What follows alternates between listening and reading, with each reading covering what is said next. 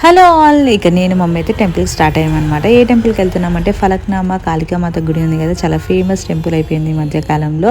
So ఇంకా అక్కడ కోరుకున్న కోరికలన్నీ నెరవేరుతున్నాయని అందరూ అంటున్నారు కదా, సో మేము కూడా వెళ్ళామన్నమాట. మేము వెళ్ళింది సండే అమావాస్య రోజు, అందుకే ఎంత పెద్ద లైన్ ఉంది చూడండి, చాలా పెద్ద లైన్. రోడ్ మీదకి ఎక్కేసింది లైన్ అయితే.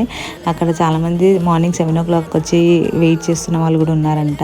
అండ్ మేమైతే 11:30, 12 వరకు వెళ్ళాము. అండ్ మా దర్శనం 3 వరకు అయితే అయిపోయింది. మేము మధ్యలో దూరం అనమాట. అంటే అసలు ఆ లైన్ చూసి చాలా భయం వేసింది.